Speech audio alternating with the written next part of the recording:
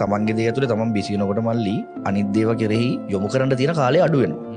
ඇත්තටම දියුණු වෙන මිනිස්සෙක්ට වඩා දියුණු වෙන මිනිස්සෙක්ගේ වටපිටාවේ ඉන්න කට්ටිය තමයි මේ මිනිස්සුන්ට උදව් කරන්නේ. කවුරු කියනවනම් ඔයා පැය 24ක් වැඩ කරනවා ඔයා මන් දිහා බලන්නේ නැහැ කියලා. ඔයා මාර වැඩ තෝ කියන්නේ කරන්නේ. ඔයාට මේ හැම වෙලේම සල්ලි විතර වැඩ දෙනවා. ඉතින් මේ මිනිස්සේ අවසානයේ දිනලා ගෙදර පවුලේ වැඩ කරන ස්වාමි පුරුෂයා වේවා. තමන්ගේ තාත්තා වේවා. තමන්ගේ අයියා වේවා. මැරිලා මැරලා සල්ලි හොයලා ගේන්නේ පවුල ඇතුළටම නෙමෙයි. ඒ ගේන සල්ලි ඇතුලේ කන්නේ බොන්නේ ඒ පවුලම නම් end of the day එක බැලන්ස් කරන එක අනිත් තුන්වෙනි පාර්ශවයේ තියෙන එක. අඩුම තරමේ කටවහගෙන ඉන්න හරි ඕන. දියුණු වෙන මනුස්සයට කවදාවත් ඇඟිලි දික් කරන්න එපා සහ දියුණු වෙන මිනිහෙක් මාස්ටර් කරන්න.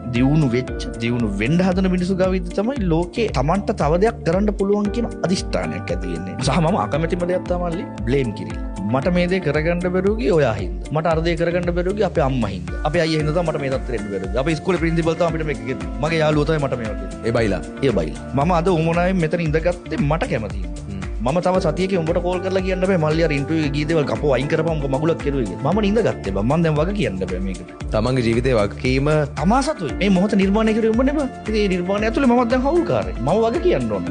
මගේ ජීවිතේ ගෙවන හැම තප්පරයකටම මම වග කියන්නේ මට. මම කාටවත් බ්ලේම් කරන්න. ජීවිතේ සතුට වෙන්න නම් තමයි සක්සස් වෙන්න බෑ. භෞතිකවත් මානසිකවත් දෙකෙම සක්සස් වෙන්න ඕන. මම කියන්නේ ඔයා සක්සස් වෙන්න. සක්සස් වෙන එක තමයි ජීවිතේ විඳීම කියන්නේ. උඹ ජීවිතේ ඇතුලේ කන කටෝ ටිකම ඇති විඳිනවා කියන්නේ. ඔයා විඳින්න දුක ඇතුලේ ඔයාට ඔයාගේ සාර්ථකත්වය පේනවා කියන්නේ ඒකනේ මම විඳින්නේ. ඊට පස්සේ ඔයාට අමුතෙන් ආතල් ගන්න දෙයක් නැහැ. ඔයාව දියුණු කරන්න ගන්න මහන්සිය මැති ඔයාලා ජීවිතේ විඳිනවා. ලස්සන ගයක් හදලා වාහනයක් අරගෙන දියුණු වෙන්න එක හැමෝගේම ආසාවන්නේ. ආසාව නෙමෙයි බම්. ඒක මස්ට් එකක්. සමහරකට අනේ මට මෙහෙම එකක් නේද. මට මේ කාලා බීලා ඉඳලා ඉන්න තිබ්බනම් ඇතිනේ කියලා. මොන රෙද්දක්ද බං? ඒ බොරුද? ඒ බැරි එක. අර මංගේ බ්ලේම් කරන එක. කම්මැලියට හිතනවා මේ මොන්නේ නැහැ. කාලා වෙලිටිය නම් මේ ලෝකයේ තරුපන්තිය හෝටල් හදලා තියෙන හොඳම වාහන හදලා තියෙන මිනිස්සුන්ට පදින්න බං. පිටසක්කල ජීවින්ට නෙමෙයි. ඉතින් ඒකක් ගන්න බැරි වෙන්නේ ඇයි? කාටවත් ගන්න බැරි දෙයක් නෑ. මේ ලෝකෙ බෑ කියලා දෙයක් නෑ මචං. කවුරු හරි කියනවා නම් මේ ලැබිලා තියෙන දේ සෑයීමකටපත් වෙන්න ඕන කියලා ඒක හරි.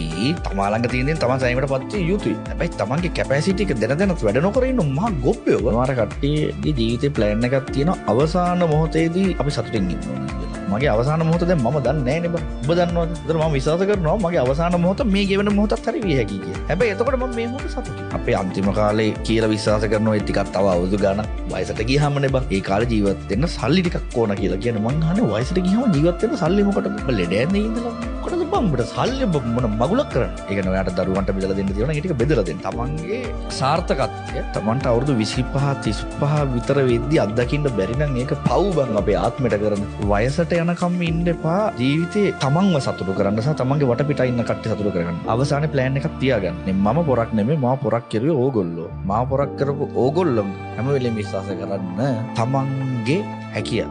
තමන්ගේ ඇතුලේ තියෙන ශක්තිය. තමන්ගේ හැකියාව තමන්ගේ ශක්තිය විශ්වාස කරන්න පොරක් වෙනවම හැම වෙලාවෙම තමන්ට කරන්න පුළුවන් කියන එක. වැඩකට බැස්සොත් තමයි මේ වැඩේ තියෙන පැතිකඩවල්